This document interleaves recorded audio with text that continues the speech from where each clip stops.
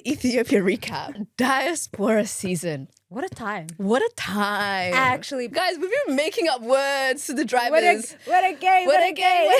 Who the Are you? Who are you, sir? But then obviously the real politics of like what's happening in Ethiopia is still happening. And this guy is just chatting. It's a mental thing. I really think it's like 30. Oh my gosh, 30 is like worming its way into your head.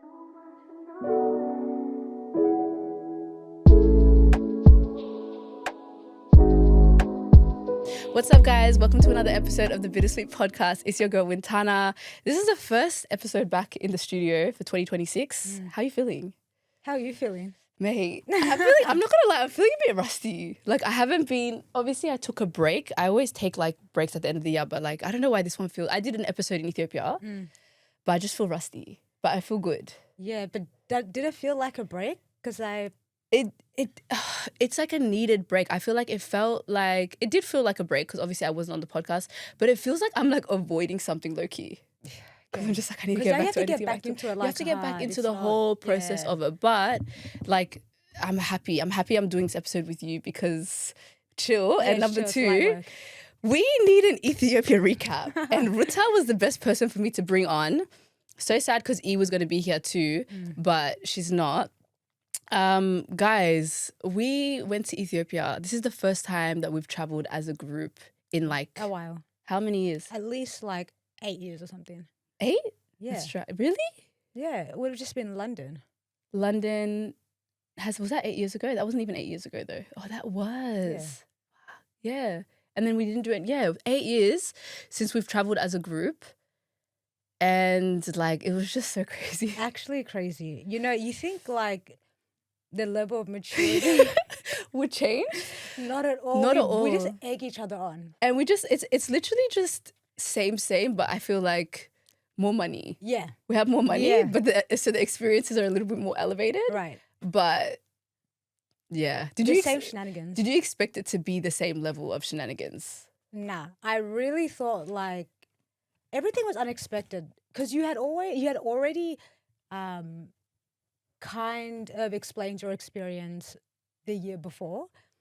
And I was imagining like it's going to be such a good time. This is going to be hectic, whatever. Good time like what? Like just good time, all the girls are together. Well, like it's just going to be fun. Like wholesome, but obviously a little bit of like we're outside. Yeah. You know? But I really thought just based on my experience in Melbourne and how I've been like not outside. Yeah. I really thought like, I'm over it. But then in Ethiopia. Guys, imagine Ruta. I was telling her before, I was like, last year we went and we didn't expect it, but we were outside.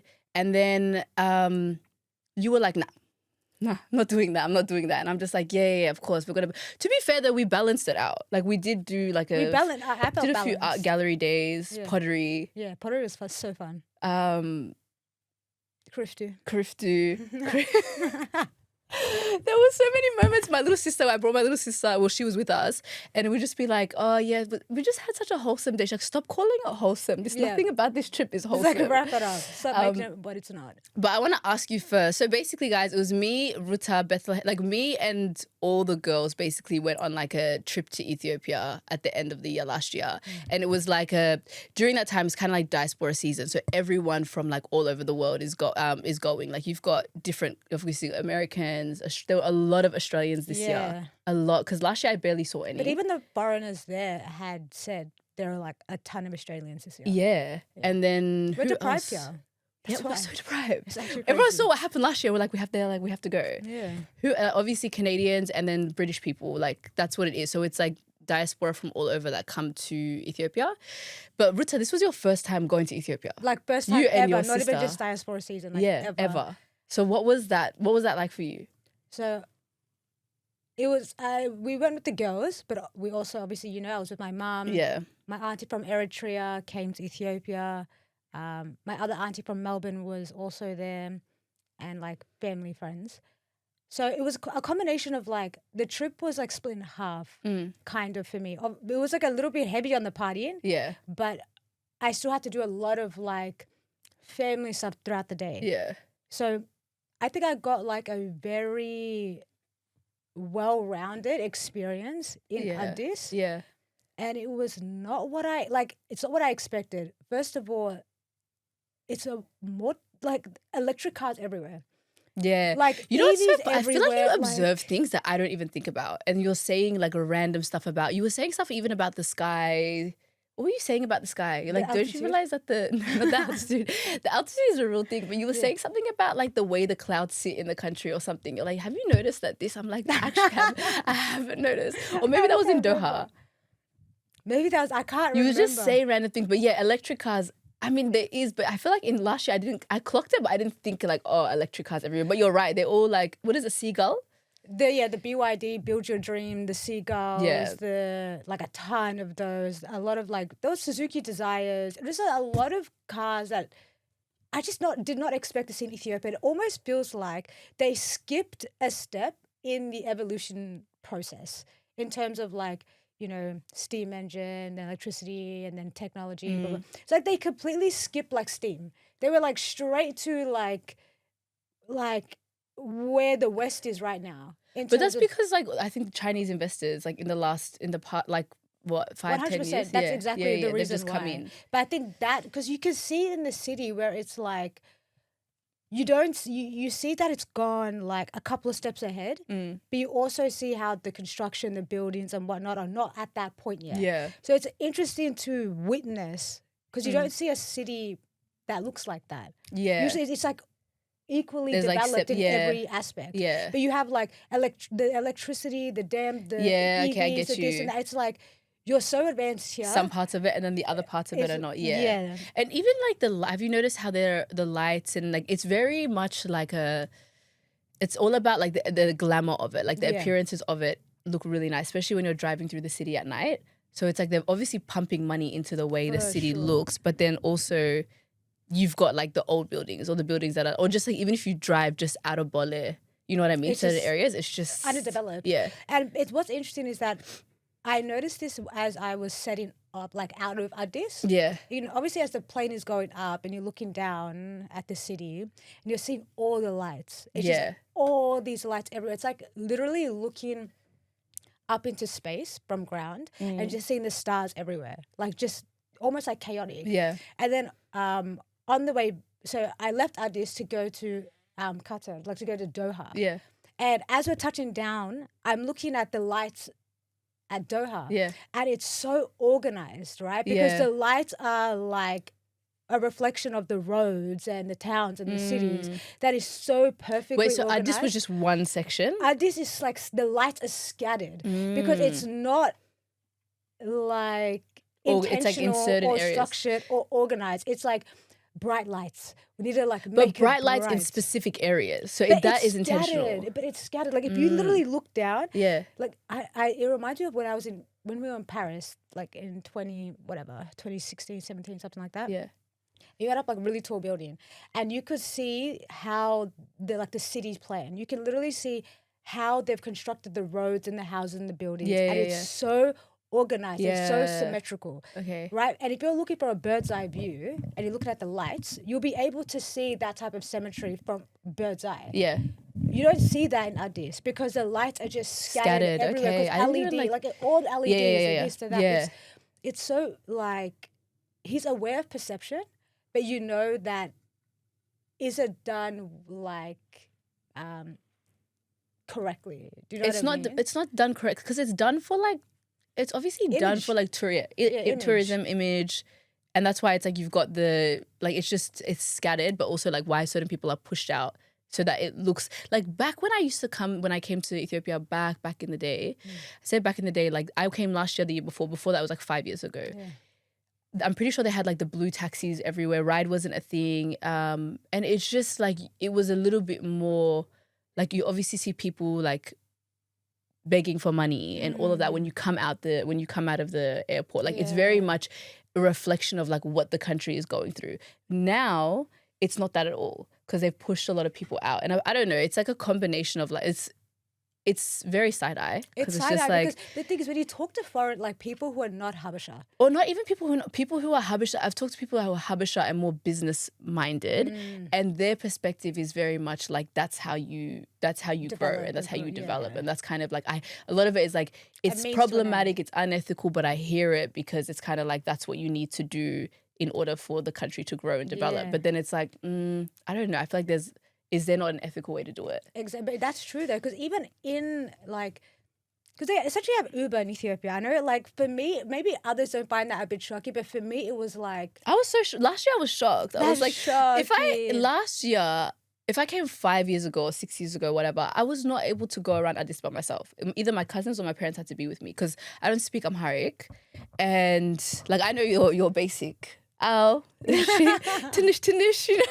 No, you're actually good, proper. No, I'm not. What do you mean? Amharic? No, like you're good at it actually. Like you can pick it up. You're actually a liar. No, but she is, guys.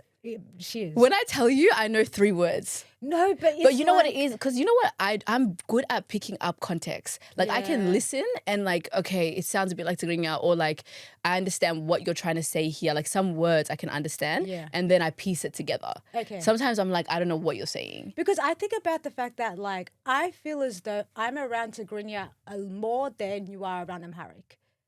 Right? Yeah. Okay, right? yeah. But I would not be able to survive in Tigray at all. Really? Like I would not actually be able to even pick up context clues. Like I genuinely, because sometimes I hear E speak and I'm like, I love E so much, God. but I swear she makes stuff up. She makes her Tigrinya, even with her, I'm picking up on context. I'm like, okay, you know, I get it. No, but she has like... But the thing is also we talk, like when I went there, it was so jarring because people were like, oh, Lillian speaks better than you. And I'm thinking, what are you talking about? No, but Lily's actually good. Maybe because she's my little sister, I can't pick up on how she speaks better than me. I don't know. Like I actually haven't heard her. But she is good. No, she's good. But then also it's like, I feel like I've always thought I was pretty good at Tigrinya. Yeah. But then the more I'm there, I'm like, oh shit, like I don't know. Obviously the more you know, the less you realize you know. Yeah. Do you know what I mean? Because you're like, okay, I'm actually, I thought I could get by, but then it's like they think you're good, so they start talking to you like a professional, and then you're like, I don't know what you're saying anymore. There's actually a phrase for that where you've only skimmed the surface, so you think you know a lot, but when you go deeper, you realize like how little you actually know. Yeah. There's a phrase for that, but I've forgotten what it is. It's like my Amharic, because my Amharic is so little. Yeah. I feel like people think I'm okay at it because it's so, you're like, oh, I didn't expect you to know that much. But also you give it a go, like you try. Like in a way, like... I'm just remembering the car rides. Get the sense. Guys, we've been making up words to the drivers. What a gay. What a being like, what a gra. And she's like, yeah, I told you that. And the guy's like, actually, it's what a gay. I wanted to ask you this. Do you find it hard? Because I feel like the last 2 trips for me, even this one and like the one I went to in London, it's so hard having family and friends on the same trip. Oh, it actually is not difficult. Yeah. But on an added layer is that my mum hasn't been back to Ethiopia in like 30 years. Yeah, wow. And Ethiopia that she knows is a very Ethiopia we know now is a very volatile place. Yeah. But not in the same manner. Right? Because she's no longer a local. She's now a visitor, a tourist. So I don't feel like it's the same experience. So as we were navigating the streets, especially the first couple of days, it was like we were leashed. We couldn't be like 1 meter, 2 meter away from them. Do you remember when we were getting our hair done in like, I think it was Haya Hulet? They were sitting right next to us. We had 4 women that would rotate like shifts to come check in on us like every hour. Just like come in, talk to the hairdresser. Like they couldn't let us just enjoy wander about. And what's interesting is that my mum's not a hoverer. Yeah. Do you know what I mean? I've never grown, my mum's always let me be independent. Yeah. Like she's never been on me about, even when I was younger. What you're doing, I was very much independent. Like, independent. Yeah. So this is the first time she's been like very strict on what I get can it do. though, because it's like she doesn't know, she's not familiar with it. She's not like, it's like new to her. Yeah, that's why we had a lot of tension in the beginning. Yeah. The first couple of days, there was a lot of tension. But do you know what? She would also be trying to figure out Ethiopia for herself as well. So it's like, this is unknown territory for her. And so it's like, oh, I'm going to let my kids free. Like, I don't know about that. Yeah. So it's just like, Yeah, there would have been a lot of tension. It was. And then I think she started to realize that this is not the city that she grew up in. Yeah. Like, it's a different place. So for her, was it a lot more like, what was it that made her feel uncomfortable with you being there? I think because there are so many experiences that we just don't even know, like their day-to-day experiences. Like the little that my mom has told me about her time in Addis, because she was born there, raised there. She left when she was like 28 or something. Yeah. And their day-to-day was, I remember she was telling me like she wasn't allowed to ride a bike because women can't ride bikes.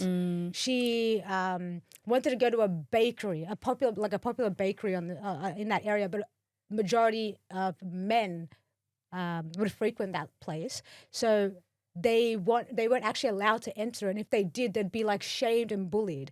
Like this is sort of the environment that she grew up. It's not even like the violence that Ethiopia can exhibit. We see that. Just their day-to-day with their community, it was volatile. Yeah. Like walking down the street, my auntie, just before we left Ethiopia, we're at my auntie's house for like Christmas, like the 25th of December Christmas. And she was telling me about how she was walking home one day and a man like essentially approached her very like aggressively. And the community of people that saw it happen arrived and he was lying through his teeth and they were going to jump her. And one man tried to save her, and which he did. And as they were walking away, now he tried to make inappropriate, like this is their experience there. So when they think because we're from the West, we are naive, we grew up in a very privileged environment that you're not going to be able to navigate this space safely. And on top of that, you may get ransomed. Like there's just so many factors. And to an extent, like I still feel like it's not that safe. It's just like we were in a bubble where we were. So I kind of get we're in a bubble. I get what they're saying. Like she's not going to risk that with her kids. But also it's like we had small moments of like, not unsafe, but it's like sometimes like you'll have a ride driver who 1 minute is like helpful. The next minute is like, can I get your number? And, you know, calling like you back to back like crazy. And it's like, just crazy to me. I don't even want to be shady. But it's like, what makes you think? Like just... Let's be real. What's gonna happen after I give you this? What's gonna happen? Like, come on now. I don't know. It's a bit crazy, but overall, like, what would you say your highlights of the city? The city, the highlight of the city, and like negatives, like 2 highlights, 2 negatives. Highlight. I don't know if this is the city or the country. It's hard to be specific. You can correct me if I'm like derailed, but how religious the country is, and when they have like dimkets and whatever, and how the whole city like literally shuts down for this, I find that very like wholesome. You know, I like that aspect to it. That's definitely the country thing. That's a country thing. Yeah, that's a country, which I like.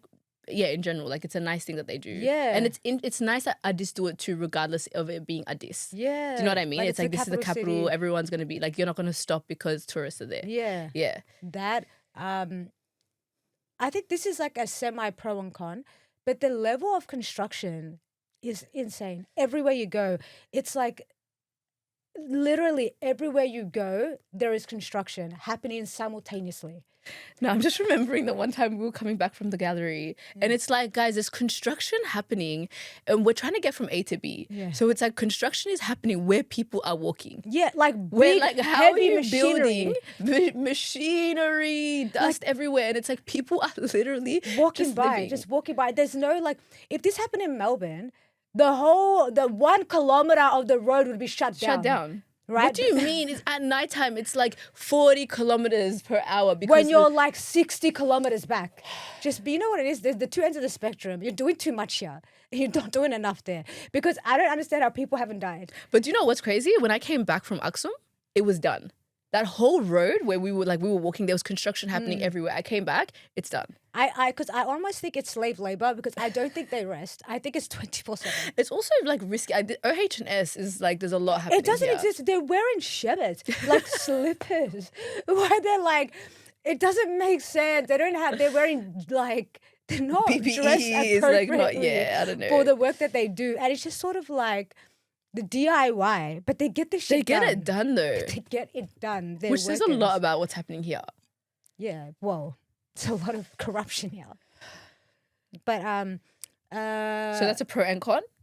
Yeah, because it's a pro and con, because I can see that like there's real development that's going on in the city. Yeah. I don't know how well organized it is, but like I'm curious to see in the next coming years what that place looks like. You know? Another pro, I don't know if I can come up with another pro. What about you when you went there? Yeah. The first time, like last year, Diaspora season era. Pro for me was being able to get around as someone who's like who can't speak the language. Yeah. That for me was big. I used to be like, when I tell you scared, intimidated, maybe because I was younger, but I was intimidated to go to Addis because I was just like, I don't know the language. They don't give a shit. It's like they ask you a question, answer it, and now hurry up. I'm like, I don't know what you're saying to me. Yeah. Like yes and no is all I knew. So being able to speak the language, being able to get around as like a non-speaking, like just as a tourist was pro. Con was just like, I just feel like, again, like the whole conversation around like, it just feels like you're in a bubble. Yeah. And that feels, because I have cousins there, and then obviously when I go to Tigray, I'm like, it just feels like two separate worlds. But then also pro is like the meeting of people, like you can meet all these people. Like you feel like this is a one-stop shop. Like, you know what I mean? Being in Australia as well, you're like, oh, I'm trying to go around the world. I want to see where I would fit, And then it's like, this is where you can kind of get a taste of like each country. Yeah, no, I completely agree. I want to say one con quickly. Everything is slow motion. The service is slow motion. Elevators are slow motion. Everything's slow motion, dude. If you know me, I have no patience, and it's so I swear I just need to spend a year there, and I feel like I could fix it because I think I'll lose it. I lost it. Last year I lost it because I'm just like, one time there's a guy. They don't have street names. They pick you up. They're like, where are you going? I don't know where I'm going. Actually, I put it in the map. I don't know where I'm going. It's wild. And it's so hard because one, it's like, I'm conditioned to speak to Habeshas with a level of respect, especially older Habesha people, you know? So it's like, I'm just there like, stop. Do you not get it? Every single time they call you, where you going? Where you going? I'm opening up the maps being like, are you familiar with this Skyline Hotel? Yeah, then you're zooming in. What about here? What about Fitnefit? There was one last year. It didn't happen as much this year, but last year it's like you pick me up. I just said, go to this area, okay? Because you don't know where we're going. And then now I'm telling you, you're telling me you don't know how to get there. He's telling me he doesn't know how to get there. I'm like, all right, all good. I'll put it in the map. I'll direct you. You have your music loud. You have your friend on speaker. Okay. I'm telling you, go left, right. You know, we're both speaking broken whatever language to each other.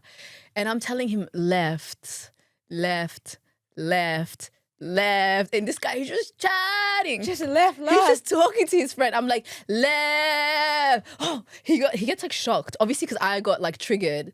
He got shocked. I felt so bad too, because it's just like... Nah, but... What he hung up on his friend, he puts his volume low. Obviously he's got shocked, you know? But I'm just like, and now I feel awkward because it's like, now I was just a bitch to you. And that wasn't the point of it. I literally tried to be nice to you like 10 times and you're actually not listening to me. You're not here. You think this is a ride. You're going home by yourself. You had a long day and you're going home. No, you're taking me to a location. Yeah. Focus. Or sometimes I'll be like, if it's like too much of a detour for them, we'll just drop you here. And I'm like, okay.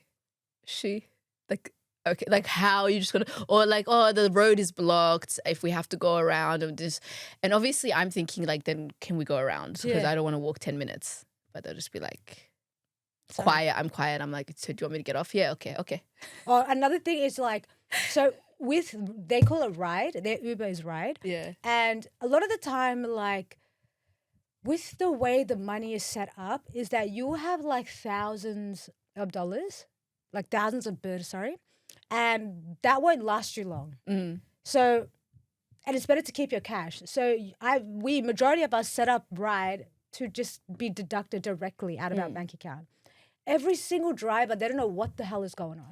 It's like, how are you paying? My God.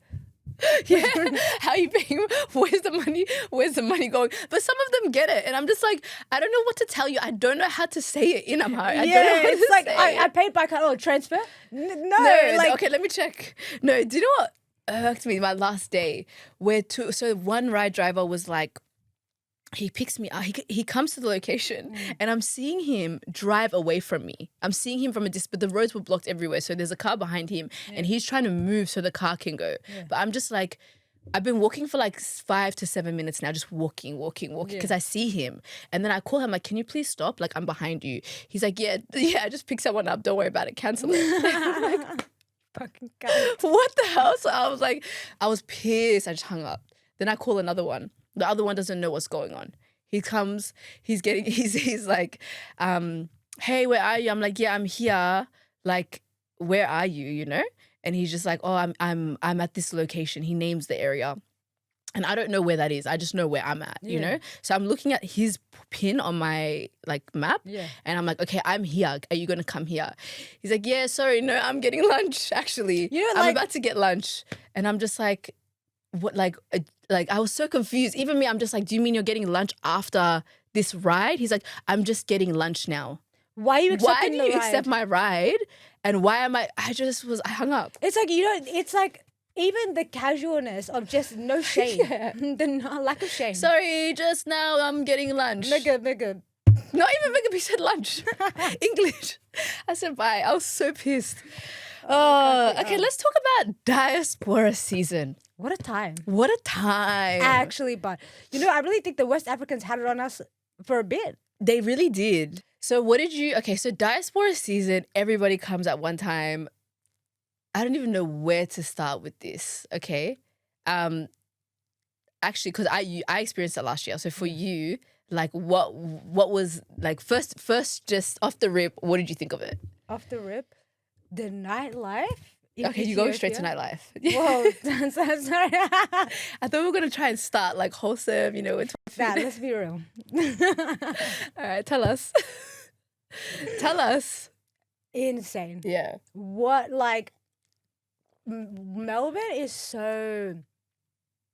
I don't even want to talk shit about Melbourne. It was so unexpected. I didn't expect, like, the music to be like that. The actual venues. Like, I didn't think it'd even be constructed like that. Yeah. Everything was, like, they had Daft Punk. Like, I can't, you have to show them a video. Like, you have to show them. What? Oh, the guy. Yeah. Like, actually, I can put that up. What is going on? Like, this is so random. Never in my life would I expect this to exist in a third world country. Yeah. Do you know what I mean? Like, is it like the way it looked, the way it was like organized? Everything like the way it looked. Yeah. Like it could be a club here. Like genuinely. The actual like building itself. The music was like Western music and they'll throw in some, you know, cultural music every once in a while. The people there, like, the alcohol was ridiculously expensive. Like, it's just unexpected. The section. What did you think of, like, nightlife? We're talking nightlife, the section culture, because we don't have that. So in Australia, it's very much like, it's very like there are sections, but you don't need to go to the club and have a section. Like everyone's just usually it's like you're buying shots at the bar. People are kind of like there's a dance floor. You're mingling. Like you're going. It's like very much let's do a lap. Everybody's going around. Space. Who's here? Open space. And then you've got some people that get sections, but again, it's not a thing. In Addis, if you don't have a section, you actually just can't be there. But it's like hierarchical. Like no, it's a hierarchy because there are people that can just be on the high tables and they don't. The high table is also a section though. You have to get bottles if you're getting a high table. Oh, that's so you true. You can't actually that's like so it's just a smaller section, I guess. Yeah. Like, you can't just be there. Like for us, you don't have to buy anything. You can just enter. You can actually have a whole sober night with the group. Yeah. And not drink the whole night. Yeah. But there, it's like you have to have bottles. Like you have to have a section. You have to have a section. But it's very problematic because, like, on a couple of levels, I do feel like it creates a hierarchy inside the venue that I'm not the biggest fan of, because after a while you grow accustomed to being in like that section, that place. Yeah. Where like if you're not there, it's a bit like, what's going on? What's this night like? What are you? Yeah. Like if you don't. Like, what are you doing? Yeah, it's so bad. And it just like creates sort of like clickiness or like cool kids or popular kids. Do you know what I mean? Yeah.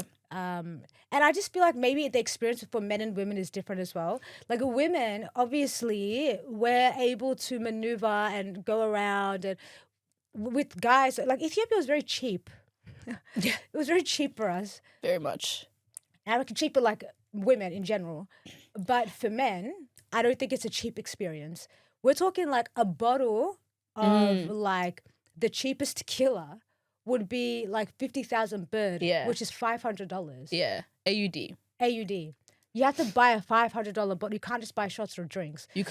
So, and section culture requires you to buy bottles for the table. Yeah. So it's quite this is Ethiopia we're talking about. Which is like crazy because I remember years ago when I went clubbing like once with like my cousins, once or twice, a couple of times, but it was like, we couldn't like, it was affordable to like have a bottle, you could go and do all that kind of stuff. Now it's like, you can do it, to be honest, but it's like the amount of times because you can go out, and that was like it's like a pro and con. Like I love the going there and being able to like turn up and do all that. But then also it's like, it would be nice to mix it up.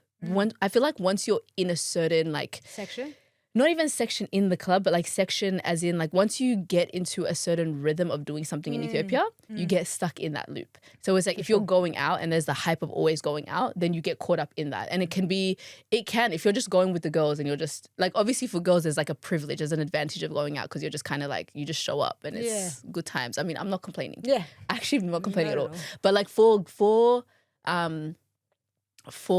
if you're like, I guess it's good to just give people a breakdown. Like if you're actually just going and you don't have like, if you're going and you don't have anyone that you're with or like section, if you're not in anyone else's section, it can get very expensive. Yeah. The nightlife can get expensive.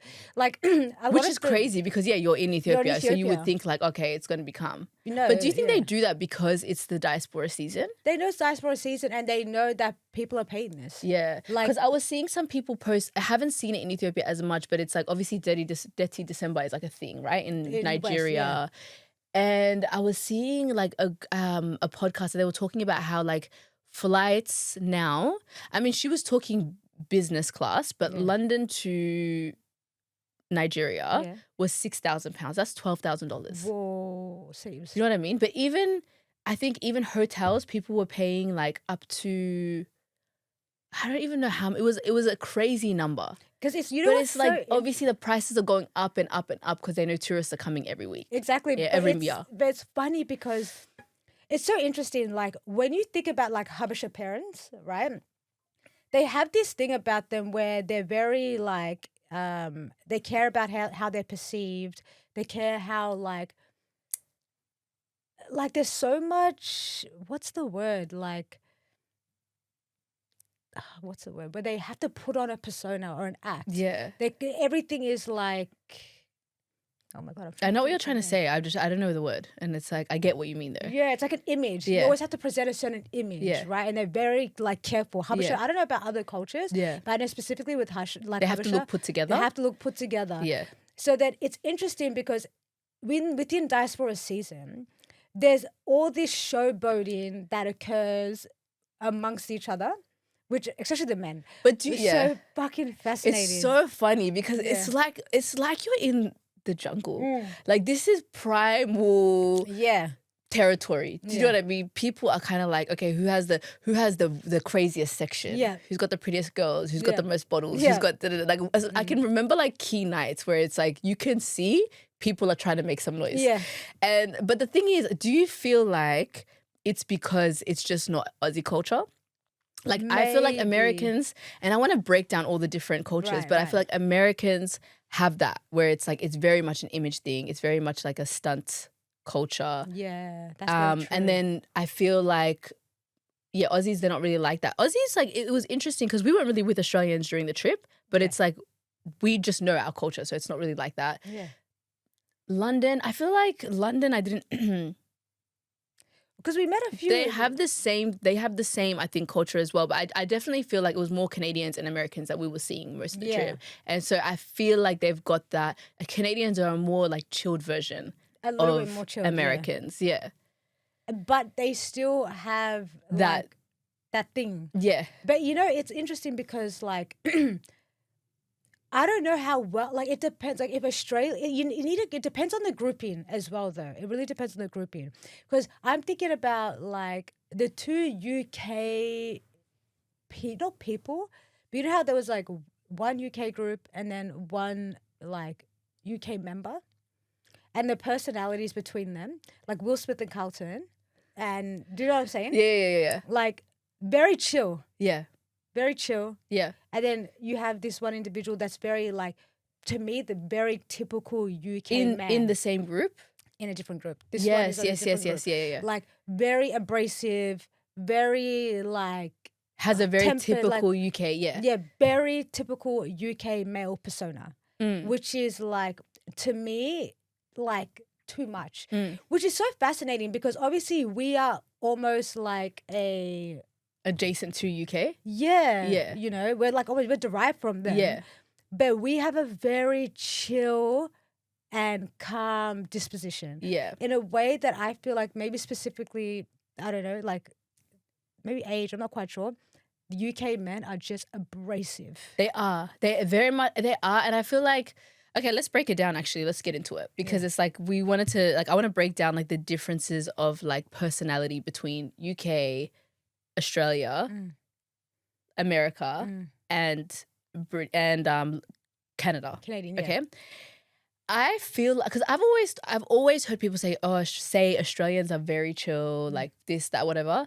I feel like this is the first trip where I fully I understood it. Yeah. Because I think for me, I'm just kind of like, I know what I know of Australians and I never really, I don't know, I don't think I've ever really witnessed how chill we are in comparison to a lot of cultures. And when I say chill, it's like we just don't, like a lot of things are very not that serious to us. Yeah. We're constantly taking the piss. When we go out, we step out, obviously. Yeah. And I think, I don't know if I could say that for all Australians, but we definitely do. But then also, I don't know, it's like this whole thing of like, there's a certain, like, I can see people are putting on a persona. I can see that. Yeah. For us, I almost think we look at that and we're like, I can see that you're doing that and it's cringe that you're trying to do that. Yeah. Like, you're not subtle about it. Not at all, yeah. And so it's interesting. Like try hard. Like when you look like a try hard, I feel like it's very off-putting. Yeah. Whereas it's almost like a staple within their like culture. Like especially Americans. Like Americans, I feel like have this thing of like, it's a very like stunt culture. The girls have to be a certain type of way, from the way they look, from the way they act, everything. And then the guys play into that. Yeah. And for me, I was always like, for me, you think like, oh, is that obviously is one demo? Are they looking at it and noticing that they're both like trying? Yeah. But I feel like they like it. Yeah, it's like peacocking on both ends. Yeah, but it's kind of like they all like it. Yeah.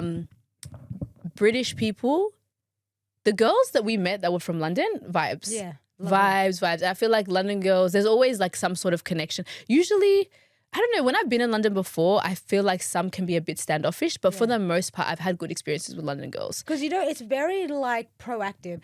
I don't, obviously, but I'm not around either group enough. Yeah. But I feel like with like British girls, they're more likely, if they don't catch a vibe with you, they're more likely to be like distant and like have that.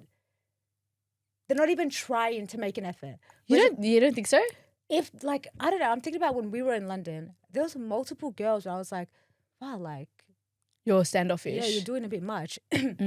And American girls, I feel like even if they don't really f with you like that, they will still put on some type of facade almost. I feel like that is like, of the two groups, that is more likely to occur. Like the Americans to be more.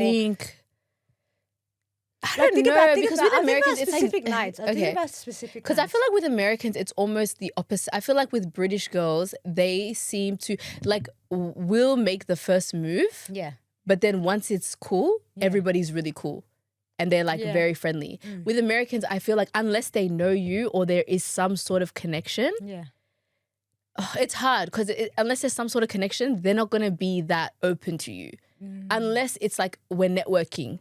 And there's something that there's some sort of benefit, or like, you know, they're trying to get to know you, or they see. I feel like I haven't really had, but then it's hard because I've met some really cool American girls. I met some really nice girls. It's just actually, you know, it's like case by case, but it's very, case by very case, generalizing.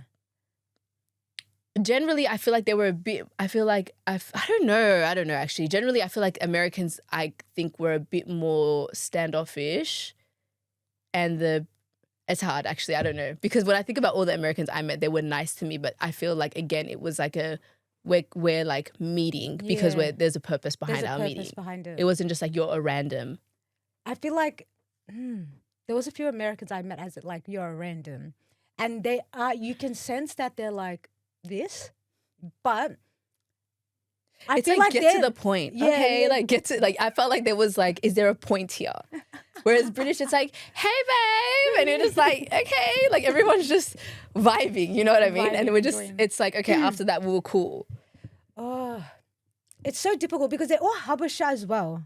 Do you know what I mean? Yeah, they're all Habesha, so there's this different dynamics. But I do think like I have a slightly easier time with American girls. Yeah, interesting.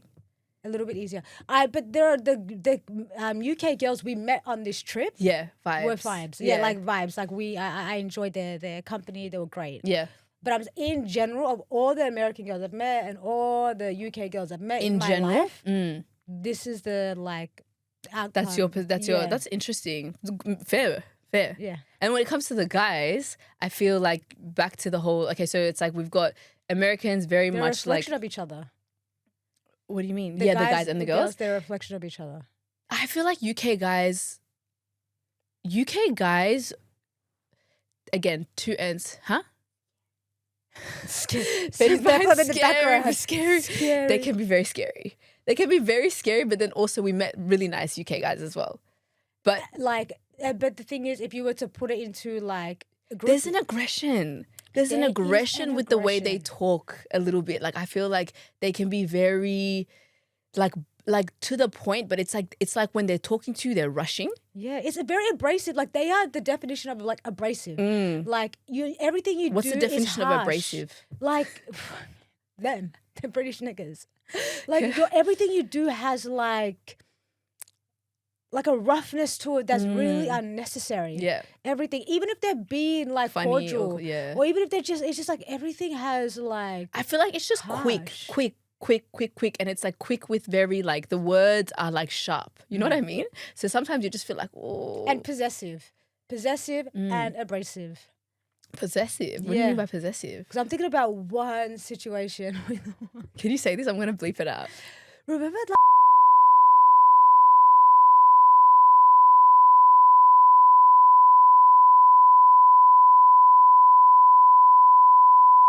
met African Giant. Do you remember? Who's African Giant? The one you. Oh my god. Yeah. I get up and I say bye to him, and he's like, "Not only are you talking with my boy, who are you messaging?" I was like, I don't know you, sir. I literally don't. I started laughing. I'm like, and I had to answer because I felt like I had to answer, which was actually bogus. Yeah. And I was like, just one of the girls. But I'm like, what am I telling you? Yeah. Who are you? Who are you, sir? Who are you? What? I died at that. But it's just like this weird possessiveness. And I experienced that in London that time we went as well. Like, it's very weird behavior. Yeah, it's interesting. Like I don't know, because obviously we had like one-offs that we met as well from the UK, and I feel like they were really cool. Yeah, like cool guys, very chill. But then it comes out like you see both sides. Yeah. And then we have Canadians. Canadians are a nice mix of like Australians and America. Yeah, I feel like that because I feel like they're very easy to get along with and talk to. Like you're not doing a lot. Yeah, but also Australians can be a little bit too like we're not moving. We're not there's no motion in this conversation. There's no in this scenario. So I feel like they've taken that part from Americans, but they've got the watered down version of like that culture. 100%. Yeah. I just feel like they have like it really is a watered down. Like I'm trying to explain it in a different way.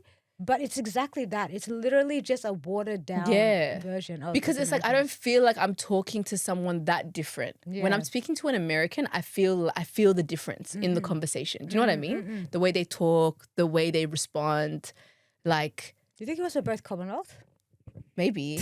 Because it's like, maybe British are just like our aggressive siblings. Yeah. Do you know what I mean? Because it's like, I could talk to British people too. Like, it's not that crazy. Yeah. American, it's like, I feel like you guys on a different, like, even my friend, even Mahala, you guys met Mahala for the first time. And it's like, Mahala is Aussie coded because we talk so often. Yeah. Do you know what I mean? Yeah. But it's like, when I see her with Americans, I can see her American side. Yeah. Do you get me? Or like when we're talking, I see it, but then also she's very much like she's like she can blend in because she's been around me so much. Yeah.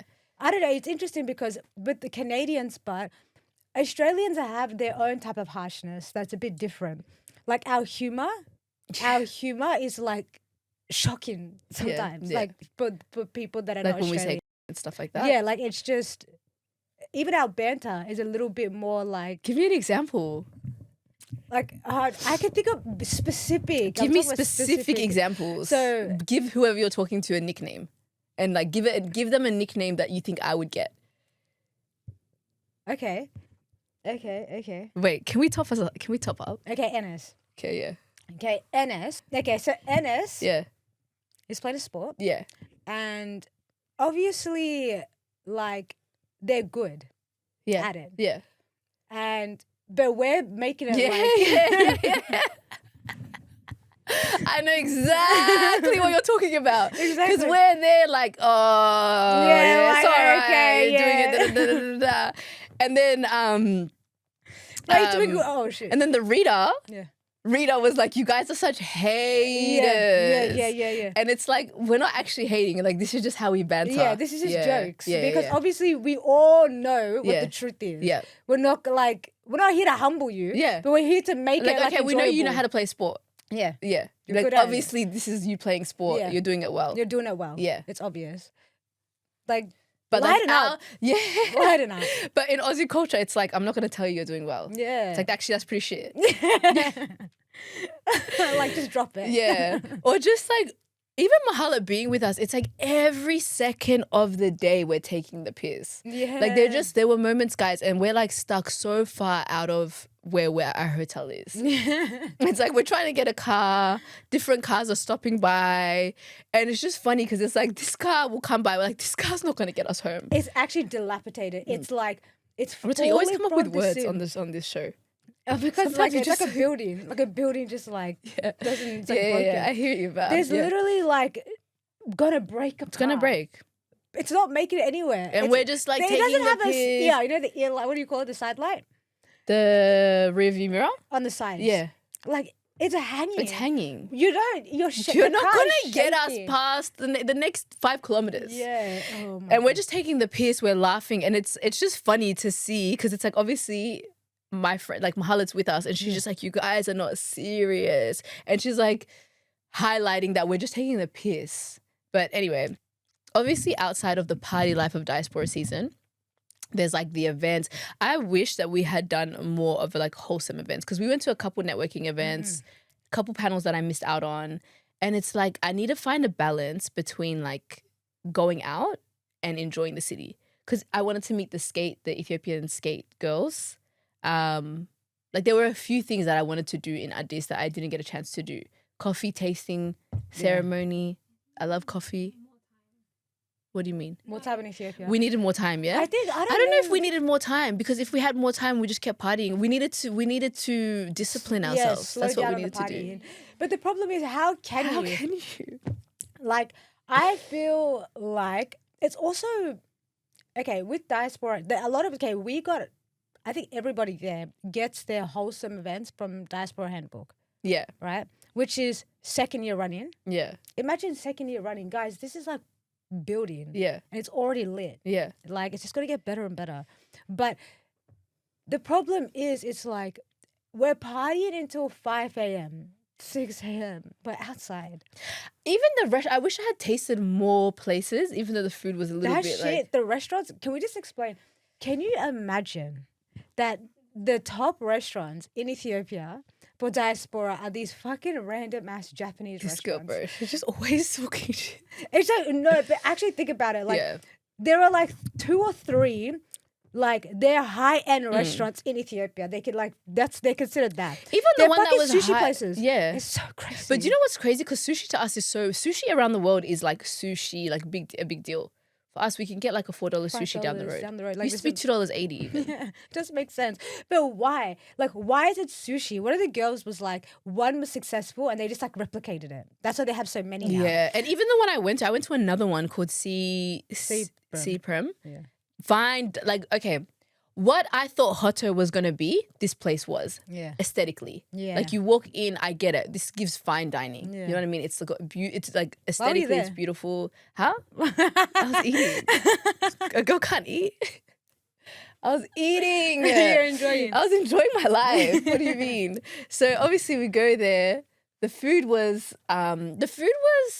interesting. Do you know what I hate about fine dining places sometimes? What? It's like, this looks great. And Melbourne is starting to do this all the time. Yeah.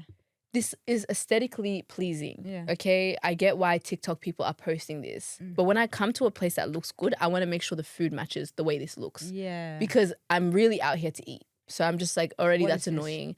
The tartare, I went home and I felt a little bit like sick. But I think that was my fault for eating raw. Yeah, why? Yeah. You know what I mean? Everything else, the chicken was nice. It kind of tastes like duck and it looked like duck. But I know they're not doing that. They're not doing that. And then what else? They had the most amazing. It was really nice. Pretty basic. I think it was linguine, like a black linguine. It was like, the charcoal pasta? Like squid or, okay, charcoal. It looked like that charcoal color, but I think they did it on purpose. I don't know. And then it had like Parmesan cheese on it. It was like 10/10. Yeah. Tasted so good. And it had like a garlicky taste on it. Overall, and then I think that I give the experience like a solid like 7.5 to 8 out of 10. That's pretty good, bud. It was a great experience, except that it's just because I felt sick after. Yeah. And the sliders annoyed me. Yeah. But it's just maybe interesting. 7.5. But it's interesting, like, this is their cuisine that they've like popularized for the diaspora. That and Italian though. I feel like Italian spots are everywhere, but they just never hit. Castelli's didn't hit for me. I went there last year. Last year. And then what was the other one? Belvedere actually annoyed me. Because they fucked up your order? Not only that, but it was just like, I don't know, maybe I need someone to rate the restaurants. I think because if Belvedere and La Novelle are the same, then I can't be mad. Yeah. You know what I mean? But if Belvedere is like a known great restaurant, then I'm annoyed. Because the problem is people recommend restaurants, but they're not telling you what they ordered. Like, you can't just recommend a restaurant. There's like 20 the amount of times Ruta tried a lasagna. I tried like fucking this girl tried all the lasagnas in Addis. You actually need to rate them. You should rate every lasagna you ate for these people. Forget about Little Italy's lasagna. Little Italy, everyone's raving about Little Italy. Okay, there were other people on the table. We were having like lunch with my god family from Perth, and my god brother, he loved his meal. Yeah. So that's why you gotta rate the meal that you eat at that restaurant, not just the fucking But also, restaurant. I don't eat lasagna anywhere. I don't eat lasagna anywhere but home. Because I never order lasagna anywhere. Guys, when you're at a Habesha wedding, that's a Habesha. Because the lasagna is banging. Because Habeshas make it the wrong way. I like it. We don't make it. They try to make it like the Italians make it. Why am I in Ethiopia and I'm not having Habesha lasagna? This girl, she thinks she's getting pasta forna. Yeah, guys, that's actually what I'm wanting. I'm in Ethiopia. You want linguine pasta in that? I want whatever they not do linguine. at What's it called? It's called penne. I do that at home all the time. Yeah. But because Habesha weddings, when they do lasagna, they'll do the sheets as well. Yeah. It's amazing. Why am I in Ethiopia? I'm at the source of the knowledge, and you guys are knowledge. First of all, they're not like. And they can't make a steak it the same way. They can't make a steak for shit. At this point, you know what it is? Do you know what it is? I love that. Do you know what it actually is, guys? I feel like we're bougie with food because I'm not gonna lie, Australia's top 10. Yeah. Top 5. What am I trying to say? We're great. We're 100% great. Like, I swear you cannot get food like you get food anywhere in Australia. We actually have quality food. The meat is quality produce. We are by the sea. Like, everything is fresh here. Yeah. So it's like whenever I travel, when I go to London, disgusting. Yeah. When I go to unless it's in Jeddah in Ethiopia, like I'm not really like I'm not feeling great. You know what I mean? America. Everyone raves on about the food in America. I ate soul food in America and I liked it because I like comfort food. Yeah. All your fast food chains, trash to me. I'm sorry. Europe is okay. But again, I think we also have a lot of like processed shit here that when I went to, maybe that's what it is as well. Like I think it's what you've got accustomed to. Okay, outside of the clubbing scene though, I wanted to quickly talk about because I feel like there's like a polarity in Ethiopia. Like you go, we're in a bubble, the diaspora are doing their thing. And it's like everyone comes at a certain point to travel. Obviously, you're all coming from around the world. You're meeting everybody, right? And it's like you get so caught up in the hype of the season. Yeah. And then there's like, for me anyway, like I had my cousins that live in Addis. So it's like I'm driving out to see them in like areas outside of the main city. And it's like two separate lives. Yeah. And it's crazy because it's like when you're there, we're talking about, restaurants and the club night and connecting and Korea and like investing in Ethiopia, like all this stuff that's going on. But then obviously the real politics of like what's happening in Ethiopia is still happening. Like people are not, it's so crazy because it's like you don't even have to go to your family to see, but obviously that's the closest thing. And it's like, it's just wild how like for us, we can spend even something as small as like a couple thousand birr, whatever, on like a meal, you know, and then people will see that and make that money stretch. Or you'll see like the corruption that's going on and like the lack of employment, or people, you know, I don't know, it's like they'll go to school and like you notice how many people are unemployed and the demographic. Yeah. And then also for me going to Tigray, and it's a completely different reality. Yeah. Like whatever's happening, it's like I'm in two different places, you know? And also the politics behind what's happening as well. Like I was there, do you know the day I left, I think 2 days later, they shut the whole thing down. And it was like this big scare of like, okay, people are rushing to the bank to get money out. Do you think he did that?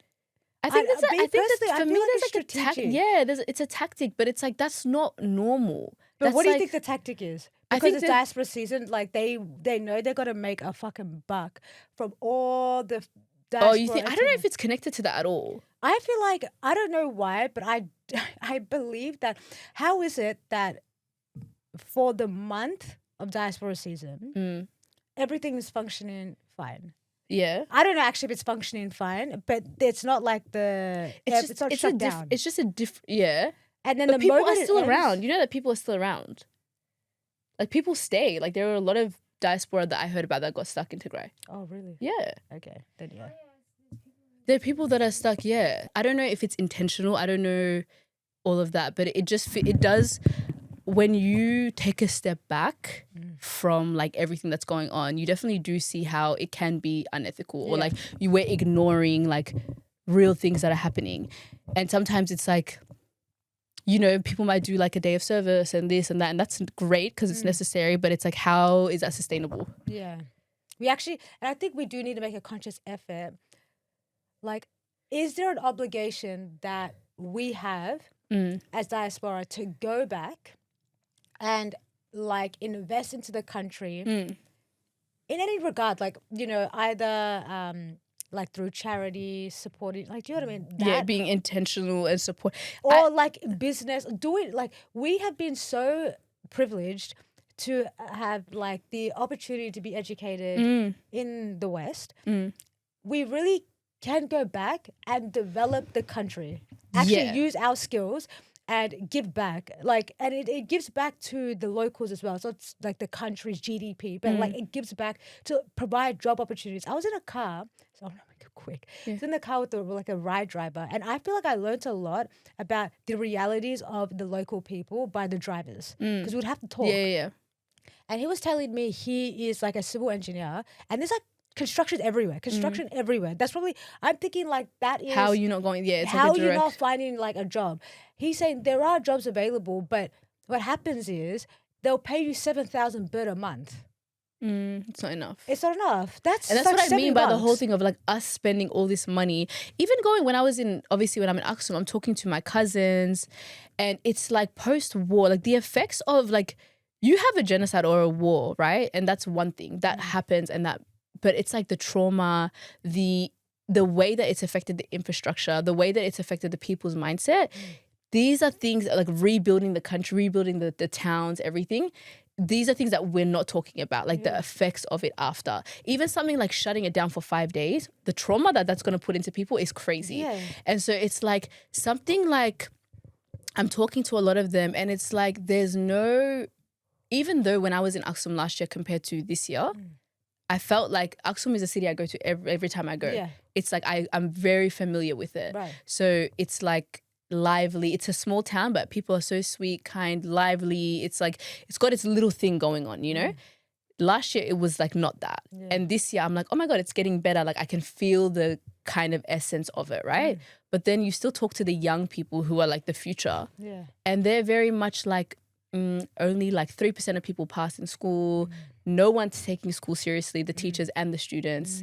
It's like this lack of like, there's no hope. Yeah. And that is like, you do feel like, okay, even though it's like you can't change everything, I do feel like if we're going to come and we're going to party and we're going to enjoy the city and we're going to do our thing, there's something that we have to do. And I feel like it's more than just money. I feel like sometimes it's like, because I even think this myself, like, well, I give money. Yeah, like I give money. But it's different. Have you heard that saying? It's like if you give, I can't remember it properly. I'm going to butcher it. But it's something like if you give like a farmer money or something like that, he's going to go. Teach us fish like it's fishing. Is it like, fishing? Yeah. It's a fish. It's like and the concept is the same. Yeah, it's like either you teach a man to fish and he can provide for himself like indefinitely, or you give him a fish and now he's like reliant on you. He's reliant on you to keep, and that's what it is. It's like you give money and it's like, okay, people are gonna just expect that. That's not gonna do anything. That helps like the elders, you know what I mean, who can't do shit. It's like I'm gonna give my all that kind of stuff, but it's like there's some sort of, it's like a system thing of like somehow, I don't know, and I think everybody can play a small part. I'm not really like, I don't have the solution or the answer, but I definitely did feel it going there. Yeah. And I'm like, there has to be a conversation or more of like an awareness from the diaspora coming in, including us. Like, because it's fun. It's nice to go, you're with your people, like you're having a good time. You're guaranteed going to have like a good time. You just have to do it ethically. Yeah. Okay, cool. Let's end this episode with a bitter or sweet. Yeah. Will you be going back to Ethiopia for diaspora season? Bitter or sweet? You didn't even let me finish. Because what a fun time. So you'll be back in 2026. I really hope I can, actually. Like if the stars align, I want to go. Obviously, like ethical traveling, ethical tourism is a factor, which actually what I asked, okay, we don't have time. Yeah. But yeah, I want to go. I think I'm going to say sweet as well, but I feel like this is my last one. You know, sometimes she just like lies to herself, and I don't know why she wants to add me to the lie. Keep it to yourself. This is what I'm saying, guys. I got haters around me. People don't want to see me grow. People don't want to see me. We're going to enjoy. I never said it's going to be my last one. This is going to be my last one. I told you. My last one on this level. Like, you know what I mean? It's, guys. I don't know. I feel like it's like a mental thing that she's like, Anyways, listen. We'll say this on this podcast today. All right, bitter or sweet? Ruta had a second one for me. Yeah, I came up with this one. Bitter or sweet? Yeah. Being outside after 30. Sweet. Yeah. You know, it's so funny because I'm actually so biased. But I'm so biased. Why? Everyone I know can be outside like after 30. If I don't know you, I'm like, what are you doing? Pack it up. Especially as a man. Why are you 30 in the club? What is going on? You're pushing 40. No, to be fair though, guys, this is the year. The 96 baby, stand up, because this is the one for us. It's scary. It's so scary. The fact that I'm turning 30 this year is like crazy, but I'm trying to reframe because Insecure started, season 1 was 29. Season 2, like she hadn't even figured shit out. Yeah. Girlfriends, 29. Yeah. Sex in the City, 33. I feel like your 30s is your prime. Your 30s is where it's happening, but like it does feel a bit crazy. It does feel a bit crazy, but I feel, this is why I said it's going to be my last year. I think sweet, but I feel like the way that I was outside last year and this year, that's not going to happen. I just want to know. Like next year, if I come back for diaspora season, I might be going to a different country. I might even go to a different country this year. She's actually not a serious person. I'm actually not a serious person. But that's why this year I want to do it in a balanced way. I feel like everything, I'm such a this way or this way type of person. Yeah. You know what I mean? It's like I love it and I just, let's go. Yeah. I think I need to just balance everything. Yeah. If I balance it, I won't feel as overwhelmed. I go hard in every way. But I think like, I just feel like it's a mental thing. I really think it's like 30. Oh my gosh, 30 is like worming its way into your head in a way that's like, I can't be doing this anymore. I can't be outside like this. I can't be blah, blah, blah. And it's like, who said that though? That's because the reality of being 30, the reality of turning 30 is like, it's always been this big thing when really it's just it's not that deep. In fact, it's like we're just getting into adulthood for real. No, we're actually getting started. Like we're just getting started. We're getting started. And that's why I'm like, I feel like it was freaking me out. No, I definitely feel better about it, but it does feel crazy. Yeah. It does feel a lot like, don't you feel like you're a year after me? Yeah. Yeah, do you feel like, whoa? It's a whoa in a sense like, wow. Yeah, we're really out here. We're out here. Whoa, I'm like really like. Do you know what it is? I feel like my perception of 30 when I was 20 was not like the way it is now. The feeling of it, not even like where I'm at. Like I feel like we're pretty successful. Like we're doing our thing, we're in our careers, all of that. But the feeling of 30 compared to what 30 is actually like feels so different. Yeah. Do you know what I mean? Because it's perception. Like when you're young, it's like when you think of 30, you're thinking, fuck, you're old as shit, you're mate. old as shit. Like you are not. Are you joking? Like, do you know what I heard the other day? 2008 is now the legal age. Yeah. What's going on? Go home. I'm actually getting offended by the internet because it's like if you're in the apparently 90s babies, from 1990 to 1999, pack it up. Pack it up. Why don't you pack it up? Why don't you get off the internet? They tried to extend it to 2020. 2016 is the 2002 is what they tried to drag it onto, which is like I think 2002 would be, how old are they? 23, 24. It's just wild. It's wild how crazy it is. It is. It really is. But it's like, I don't know. I just really think 30 is like. 30 is like, we're gonna have a 30 series. We're gonna be talking about a lot of this, guys, this year because. Yeah, it's coming. I just feel like it's not what the perception of it is. But what is the perception? Because I feel like there are two. There are some people that are like because have you ever seen? And then others who are like, oh, this is like a new era for me. Like because you know what it is? What I realized, it's like 30. I remember I saw a video of like someone posting like I'm 30, and then they did the emojis. Like emoji was like a baby, pram, like all the kind of like wedding, emojis. And then it's like, I'm 30 and it was like shopping, airplane. So it's like, which 30 are you? So my 30 is like, I'm the second 30, right? But then the perception of what I thought 30 has been, okay, you're married, you have kids, you bought a house, you're with your man, you're this, you're that, you're that. Like but it's like, those are things I'm still aspiring to like attain, but it's not like where I'm at because I've chased like the career, I've traveled, I've done. But it's like when I even think about my 20s or like up until now, it's great. Yeah. It's so great. Everything is like, I'm actually really happy. Yeah. But it's just crazy because you're just like, it's just the whole timeline bullshit. That's literally what it is. It's a timeline bullshit where you feel like where it shouldn't matter and it doesn't matter, but then a degree of it does matter because we're also women, and then there's the whole like but you having have to be kids worried. And it's always about you need to worry about the present. Like truly, the present is the only thing you're really experiencing. Exactly. So like, as long as you're doing what you should be doing, or you want to be doing, then it doesn't matter. It doesn't matter. It doesn't. Yeah. Like, you just don't be anxious. Yeah. Anyways, guys, that is the end of this week's episode. Thanks, Ruta, for jumping on. How was it? It was good. It was fun. There's so much to say. There's too much to say.